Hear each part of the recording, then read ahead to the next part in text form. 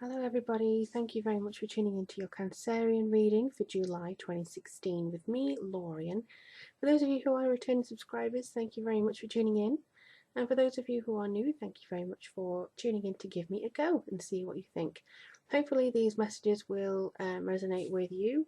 This is a general reading for Cancer, Sun, Moon and Rising sign.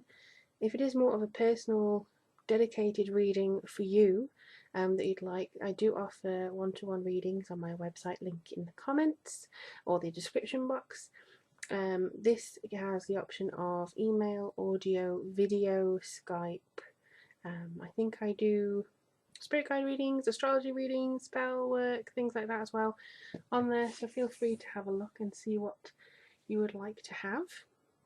You may notice, if you have been here before, that this is a little bit different than my altar. Reason being is that my laptop no longer will allow me to take video, and the webcam doesn't really work on my PC, which is down here and not near my altar, and I had to get a new webcam which is hopefully more high quality than the other ones. But yeah, basically this is how I used to do my original readings. I just used to have a little altar cloth in the middle of the floor, meditating and doing readings for people. I think it was £3 for 3 cards. So this is how I began, basically. And for this month of July we have the Druidcraft Tarot and we have the Earth Magic Tarot, because while I feel it's a very spiritual month with it having the home in Cancer, I also feel that there's something very earthy about this month that we must take a look into.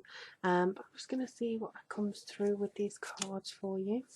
These are very big, and I apologise if my shuffling is a little bit off camera, but it's simply because my hands can't really fit around these, and I don't know how readers do the little flippy thing, you know, where they have two piles. I have no idea. Anyway, let's see what's coming up for you, dear Cancerians, in the month of July. Also, if you want a special birthday reading, that one seems to want to come out. If you want a special birthday reading, I do have an offer on there for the Sun in Cancer for the month of June, well, the period of June and to July. So just have a look at those two. Okay. I don't know why I'm doing them face down first.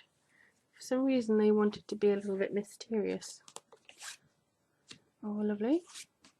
Oh, okay. Now I'm very meticulous when it comes to my decks, you know, and I never put any of them in reverse. However, it seems you have one here, so that's very interesting. The only thing about having a cloth on the floor is that the slightest tug will move everything out of the way. Okay, so let's see what comes up for you. Oops, you want to come out. Oh, okay. Okay, I think I know what this means. So you've got the Prince of Cups, the Nine of Cups in reverse, and the Ace of Swords and the Seven of Pentacles. You also have crystals, which is meant to be a focus. Okay. Basically, this is your dream month. This is putting a lot of your personal wants, desires, feelings into focus. And basically I think focus is what you need.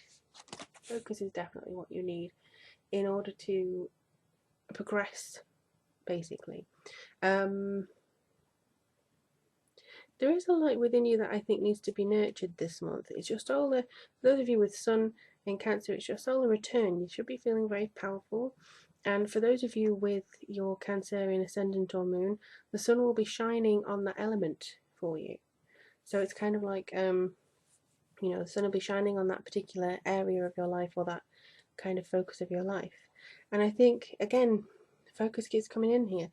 I think you really do need to maybe eliminate some distractions from around you.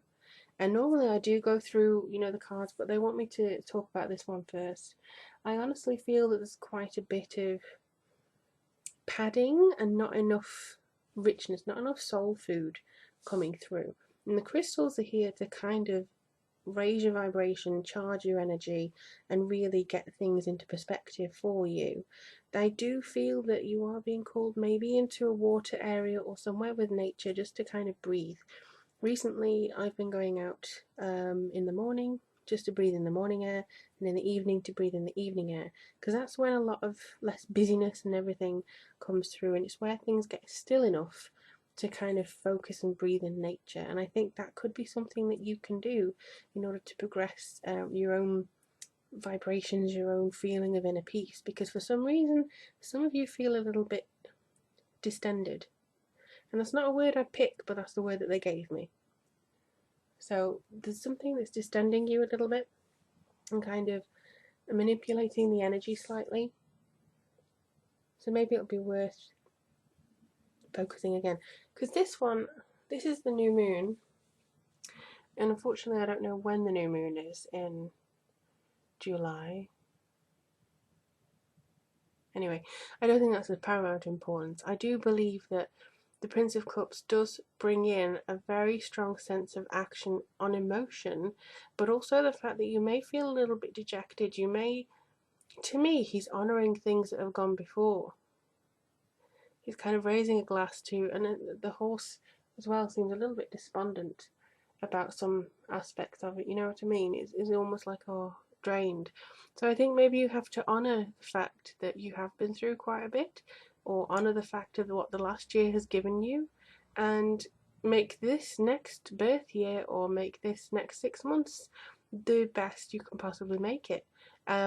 And also he's barefoot. I think this is about connecting into the nature as well. I always walk barefoot as much as possible, just because it makes me feel grounded, especially outside in my garden. So I think again that they are showing you a need to reconnect with what makes you happy, and your emotions are key. Some of you are actual empaths. And if you are an empath, you know, it can be Cancer Moon, Cancer Rising, it doesn't matter. You're an empath. You have the ability to be that. And maybe you have to make sure that it's not it's not somebody else's feelings that you're mistaking as your own. I think that's what they tried to say with this one. There's a nobility here. I feel that you do need to kind of claim something back with that, because again, they're coming into the Nine of Cups in reverse. I don't know why that was.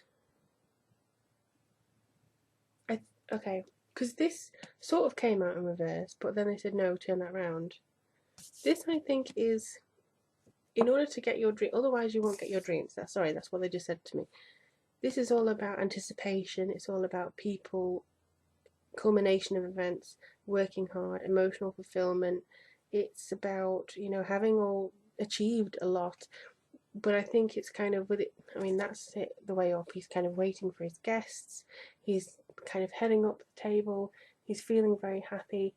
But it's this way. So I think maybe you have got too many other people's emotions on your shoulders in order for you to see what you need and achieve your desires. Get rid of them. Okay, because this is new beginning from separation. This is kind of cutting the cord. Everyone should know the story of Excalibur. If you don't, please look it up. But this is a strength in your time of need.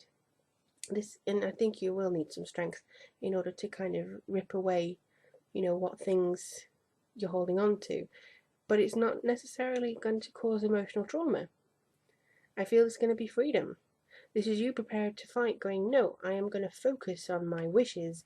I'm going to let everything go, and I'm going to feel myself again. To hell with other people's expectations and their kind of derogatory things, or, you know, other people's opinions and blah, blah, blah, blah, blah. You're like a sponge sometimes, dragging in others' opinions and things and thoughts and feelings. Get rid of that as much as you can, because I don't think it's aiding you in any way. And also this one, Seven of Pentacles, this is about you're reaping the rewards here of actually doing that. And I think you're making preparations for a life after letting go, life after charging, life after making sure that you feel connected to yourself. This is a wonderful card. The energy that I'm feeling from this is more to do with separation and being solitary, but also feeling happiness in solitude. Not necessarily going like a hermit and going underground, but just taking more time to yourself and kind of shielding yourself against lower vibrations that threaten to take your focus away from the bigger picture and what you desire. Yeah, so it feels like there's a lot of potential here for you. You just have to maybe rein it in a little bit. Rein it in. I think if you could even use crystals to help you do that. My eye is drawn to this lapis lazuli, and this was a gift from a friend in New Zealand.